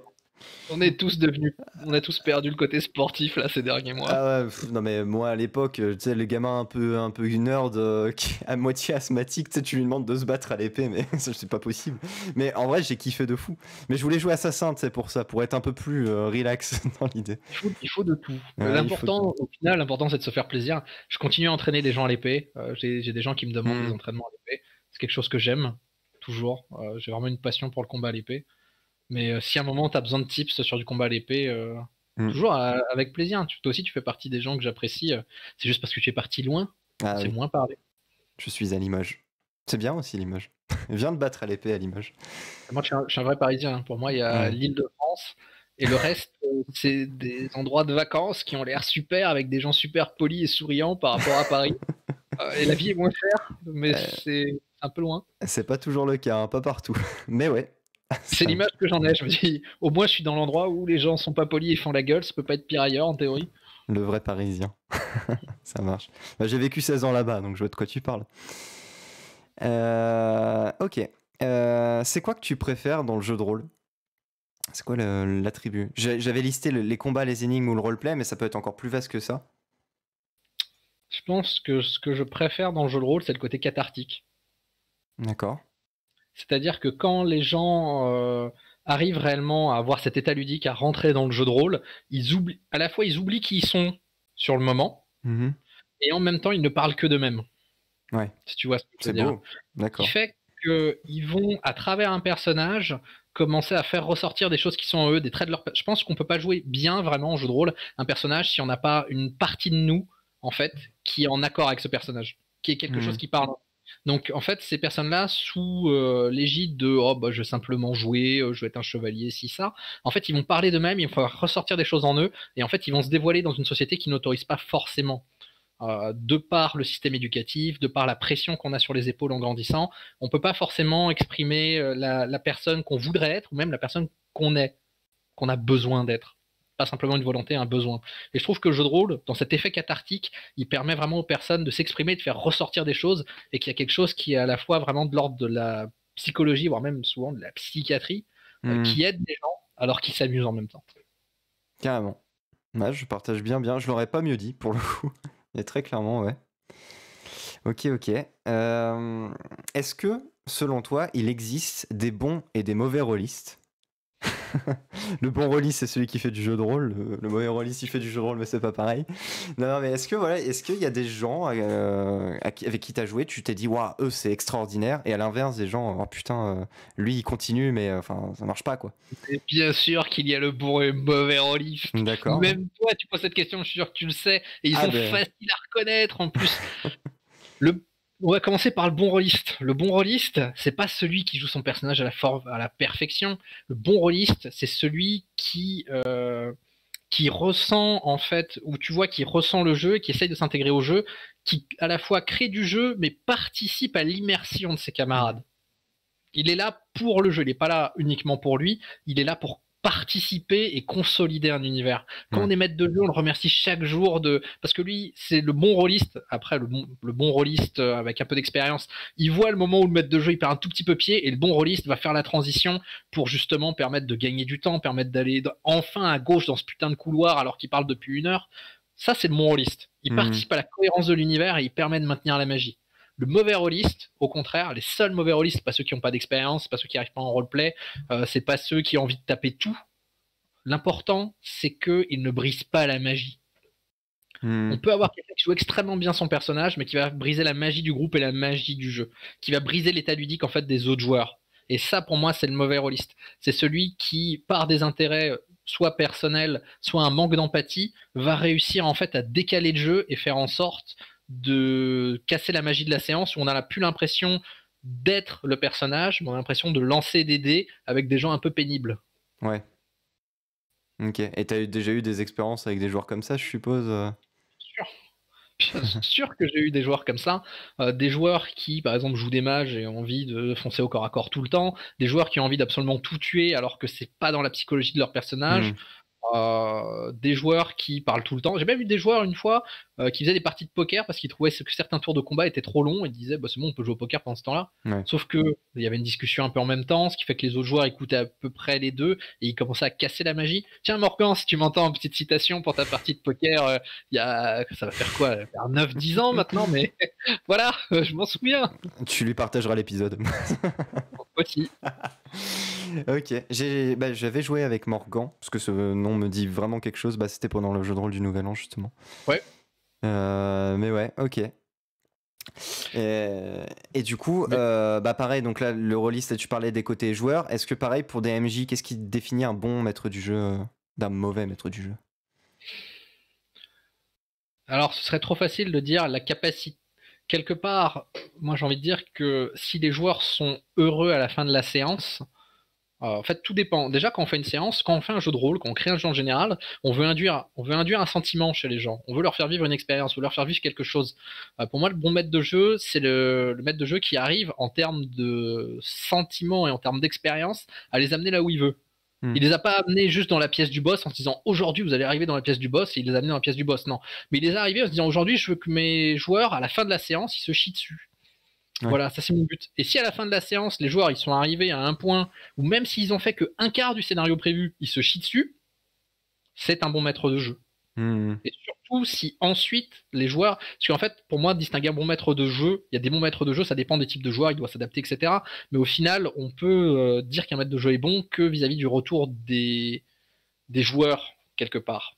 Ouais. Même si ça peut sembler fallacieux, il ne faut pas leur donner trop d'objets magiques, enfin de leur donner tous les objets magiques et les faire survivre tout le temps, etc. Être trop gentil avec eux, c'est pas ça être un bon maître de jeu. Mais arriver à les amener là où on veut les amener en termes de sensations et d'expérience, c'est ça un bon maître de jeu. D'accord, ouais. Au contraire, moi je dirais dans ma définition qu'un mauvais maître de jeu, c'est quelqu'un qui va définir un plan et qui va pas faire attention réellement aux sentiments et à ce qu'il voulait faire vivre aux joueurs. Il va trop vouloir à la fois maîtriser et contrôler. C'est une première sorte de mauvais maître de jeu pour les faire arriver dans la salle du boss, mais les joueurs sont exténués et finalement ils suivent plus l'histoire, même s'ils sont arrivés là où le maître de jeu voulait. Quelque part, être maître de jeu, c'est servir ses joueurs. On appelle ça un maître de jeu, mais quelque part, ça devrait être un serviteur de jeu. On devrait appeler ça comme ça. Parce qu'il est là pour faire jouer les joueurs. Bon, après, maître de jeu, parce que déjà qu'on se casse les fesses à créer un scénario, à faire tous les personnages, on peut au moins être appelé maître. Ça fait du bien, quoi. Ça fait mais dans le fond, on est des serviteurs de jeu quand on fait ça. Ah bah j'ai beaucoup de joueurs qui m'appellent maître, sans doute pour flatter mon ego ou pour avoir 2-3 petits bonus, ça arrive aussi. Mais ouais, non, tout à fait. Ok. Est-ce que tu pourrais nous parler de, bah là pareil, de ta meilleure expérience en tant que rôliste, si tu t'en souviens, si tu en as une qui t'a marqué, et aussi la pire, s'il y en a une également. Alors la pire, j'en ai tout de suite qui vient à l'esprit. Ma meilleure expérience en tant que rôliste, jeu de rôle ou aussi GN? Eh ben tout confondu. Tout confondu, en termes de GN, parfois j'ai incarné des personnages où à la fin j'ai eu une ovation. Je me souviens d'une fois j'ai incarné, pour ceux qui connaissent, j'ai incarné un vampire, un Von Karstein dans un jeu de rôle Warhammer. Et en fait, j'ai vraiment joué mon personnage. Mon personnage était extrêmement fort, mais je l'ai joué d'une manière assez roleplay pour que je ne me serve pas de ses forces. Je me suis servi de sa force pour équilibrer le jeu, et en fait ça s'est vu, et les orgas ont été très reconnaissants, et à la fin je m'y attendais pas du tout, et en fait j'ai eu une standing ovation de tout le monde qui a dit que j'avais apporté énormément au jeu alors que j'étais joueur et pas PNJ, et ça c'est quelque chose qui m'avait beaucoup touché.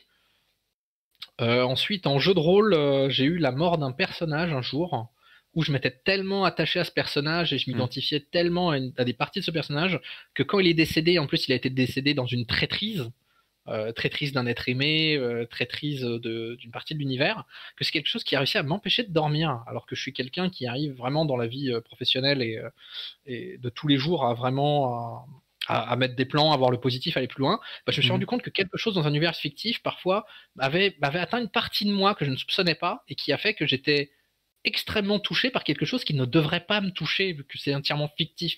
Ouais.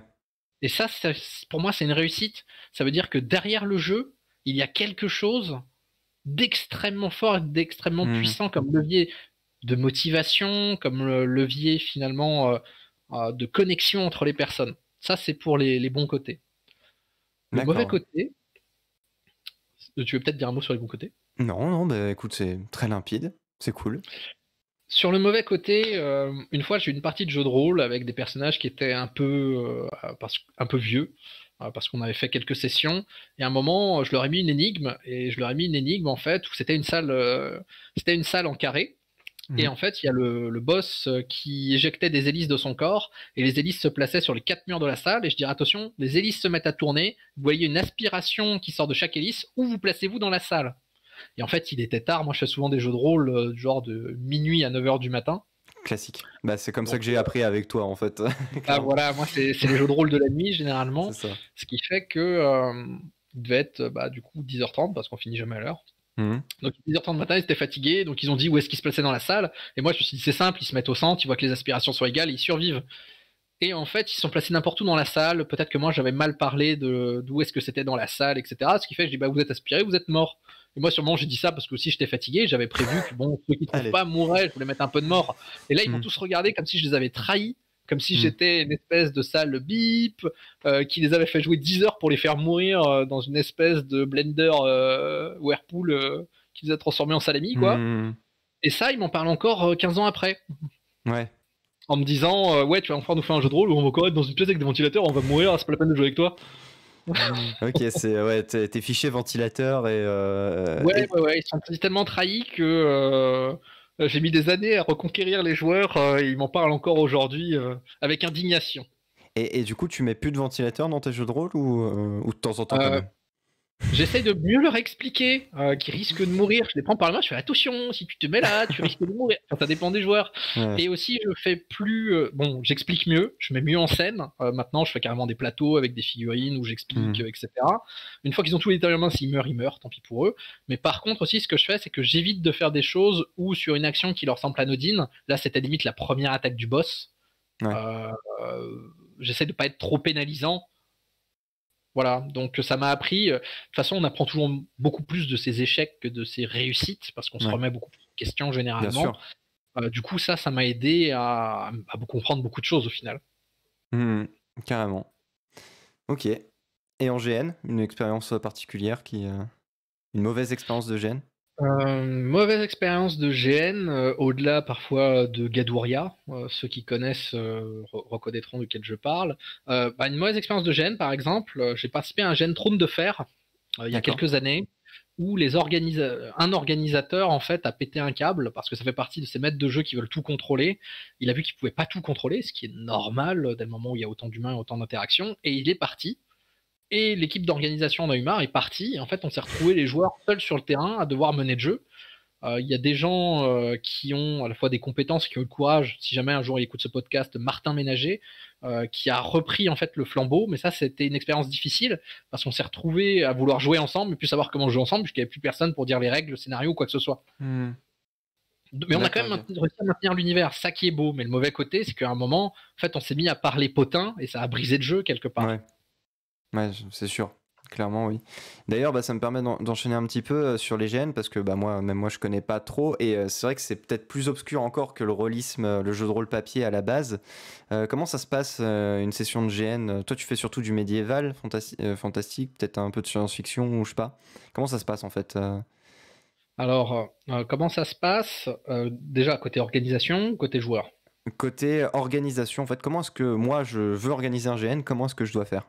Comment je dois m'y prendre? Alors, tout d'abord, il te faut un concept. Ouais.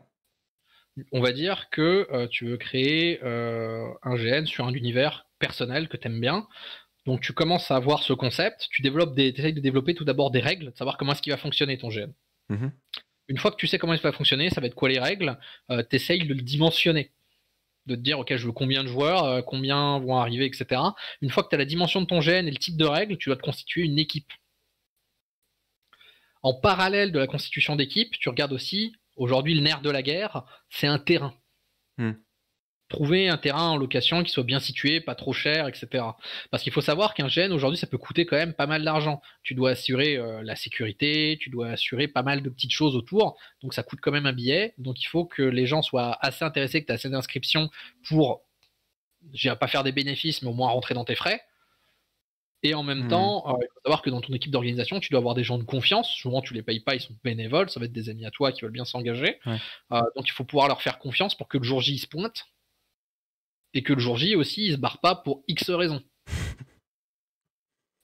Donc, tu crées ton système de jeu. Tu regardes un terrain, tu dimensionnes. Tu regardes ton équipe et le terrain. Une fois que tu as ton équipe, le terrain et ton système de jeu, là, tu lances les invitations.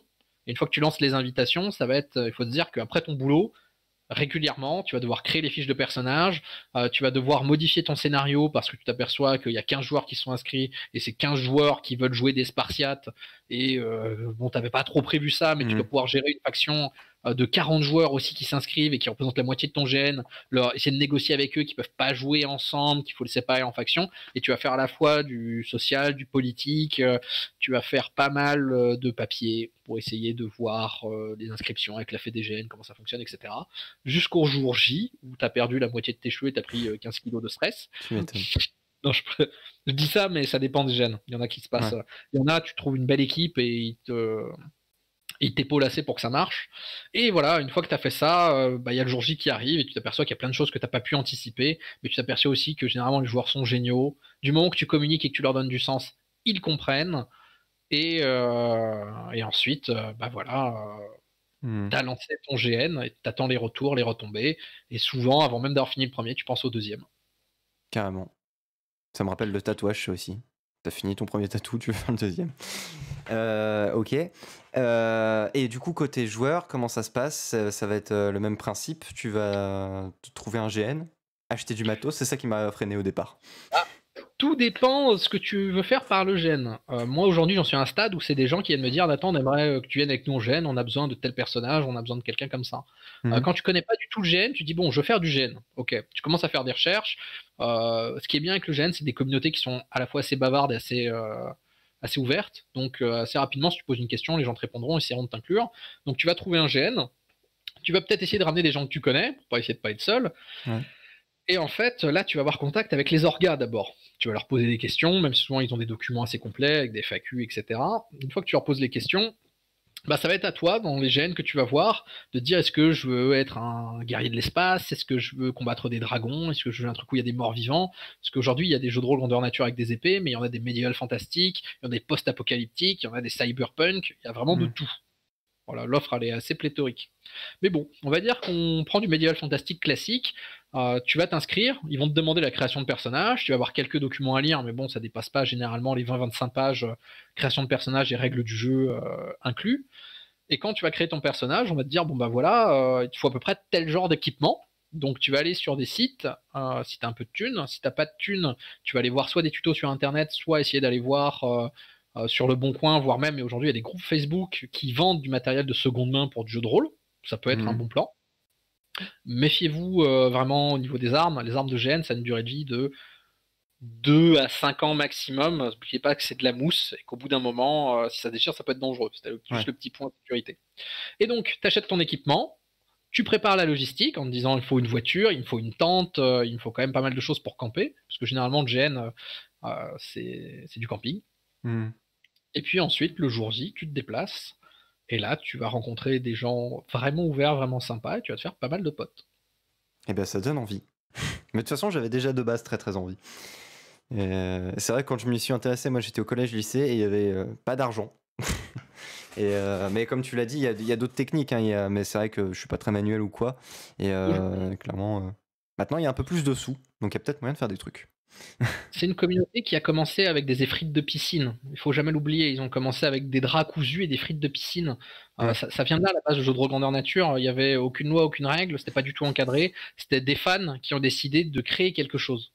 De ça, aujourd'hui, s'il y a des gens qui se ramènent avec des frites de piscine, ceux qui vont se moquer d'eux, bah, c'est des gens qui sont pas tout à fait dans l'esprit. Et au bout d'un moment, comme n'importe quel sport, comme n'importe quel hobby, dès le moment où on grandit, on va avoir un pourcentage de plus en plus grand de personnes qui n'ont pas forcément, on va dire, ils sont pas forcément bienveillants.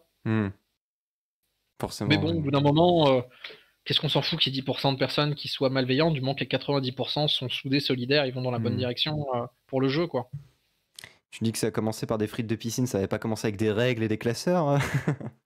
C'était pas l'instigateur. Non, ça a été arrêté sous peine d'expulsion d'internat. Ça marche. Ok. Est-ce que tu voudrais, parce que là je pense que le jeu de rôle se démocratise de plus en plus quand même, il y a des gens comme le joueur du grenier qui en font, qui ont un petit peu donné une nouvelle dynamique à ça. Est-ce que tu veux que ça se popularise beaucoup ou pas? Est-ce que tu veux, parce que c'était un truc un peu de niche pendant très longtemps, est-ce que tu préférais ça? Ça l'est encore un peu, hein, même pas mal. Est-ce que tu préfères ça? Est-ce que tu veux que ça se démocratise? Moi, de mon côté, oui, il y a une époque où c'était de niche. En fait, ce qui était dérangeant quand c'était de niche, c'est que quand tu disais que tu faisais du jeu de rôle, il y a certains cercles sociaux qui te regardaient, même encore un peu aujourd'hui, hein. Moins, mais un peu aujourd'hui. Quand tu leur dis, c'est un peu comme le loup-garou, là, ça va, ça passe tout de suite. Oui, parce que c'est quelque chose qu'ils connaissent. C'est l'exemple que je prenais souvent pour dire aux gens, pour parler de jeu de rôle. Mais c'était plutôt le fait d'être ostracisé, en fait, qui était dérangeante dans le passé. Aujourd'hui, ça se démocratise de plus en plus, c'est hype. Après, c'est un peu faussement hype, c'est-à-dire comme les gens qui mettent des t-shirts de Slayer, mais qui seraient pas prêts à écouter du Slayer derrière. Ouais. Il y a un côté comme ça avec le jeu de rôle. Moi, écoute, je suis ravi. Comme j'ai dit, je pense que le jeu de rôle, ça a beaucoup de qualités positives sur la psyché des individus, ça crée du lien, c'est quelque chose qui réellement, socialement, est un bel outil. Autant qu'il se démocratise un maximum, que les gens voient que le jeu de rôle, on peut très bien faire du jeu de rôle en chevalier, comme on peut faire du jeu de rôle au bureau, une vie de travail de tous les jours, et tout d'un coup, il va se passer un événement. Je m'aperçois, moi, que le jeu de rôle, je l'utilise aussi dans mon travail, au final, pour faire vivre des scénarios. Par exemple, dans une entreprise où j'ai travaillé il y a quelques années, j'ai fait un jeu de rôle où en fait, pour des patrons d'une très grande entreprise française, je leur ai fait un jeu de rôle où il y a un émir du Qatar qui va créer une ville dans le désert et qu'aujourd'hui, ils vont être en compétition parce qu'il en sélectionnera que 2 d'entre eux. Et ça, c'était pour leur faire toute une série d'exercices, ateliers de créativité en design thinking. Et au final, ça a extrêmement bien marché de créer un jeu de rôle là-dessus pour les aider en fait à se déstresser et à vivre une expérience. Alors qu'un émir du Qatar, ça me stresserait un peu plus. En théorie. Non mais ok, je vois le genre. Non mais ça marche très bien pour tout ça. Ok, c'est cool. On va arriver à la fin bientôt. Mhm. Je vais te poser les dernières questions, en fait, qui concernent une idée. Moi, j'aime pas le terme geek. J'aime pas Mhm. trop ce terme-là parce que je trouve qu'il est vachement générique déjà. Tout le monde peut dire je suis geek maintenant. Et autant j'aime bien me dire que je fais partie d'une espèce de communauté. Mhm. Même si ça, comme on l'a dit, ça s'est démocratisé. Mais j'aime bien me dire voilà, je fais du jeu de rôle. Je suis passionné de grandes sagas cinématographiques, il y en a littéraires, etc. Je fais du jeu de cartes Magic. Moi, j'appelle ça des imaginistes, d'où ce qu'il y a maintenant sous mon pseudo. Est-ce que pas forcément sous ce terme-là, mais est-ce que ça te parle, cette idée-là, de se dire que je fais partie d'une espèce de petite communauté à part, quand même? En Ça flatte fait, un peu l'ego, hein, dans l'idée. c'est ça. Le problème, quand on se dit imaginiste, etc., c'est les raisons pour lesquelles on crée cette communauté. Mhm. Par exemple, parle des GNistes qu'on différencie des joueurs de jeux de rôle, Ouais. parce que l'activité est différente, foncièrement. Hmm. Se dire imaginiste, il faudrait que derrière, il y ait une vraie raison de différenciation. Si la raison, elle est juste parce que, comme tu le disais un peu tout à l'heure, j'ai envie de me sentir différent, j'ai envie de faire Mhm. partie d'un groupe à part, c'est comme ça qu'on est arrivé avec les pro-gamers et les casuals, les hardcore gamers, etc. Parce qu'on pouvait pas juste dire on est des gamers. Il faut encore différencier parce qu'on veut être Hmm. différent. Ouais, ouais. Moi, je pense que c'est un sentiment qui est. Moi, c'est après, c'est mon point de vue. Hein. Je pense que c'est un Mhm. sentiment qui est malsain s'il est motivé par l'ego. Et je vois la différence entre gamer et pro-gamer, je la comprends parce que c'est des gens qui vont l'utiliser de manière professionnelle. Et Ouais. même, je suis content qu'il y ait la différenciation parce que dans le matchmaking, j'ai pas envie de me retrouver contre eux.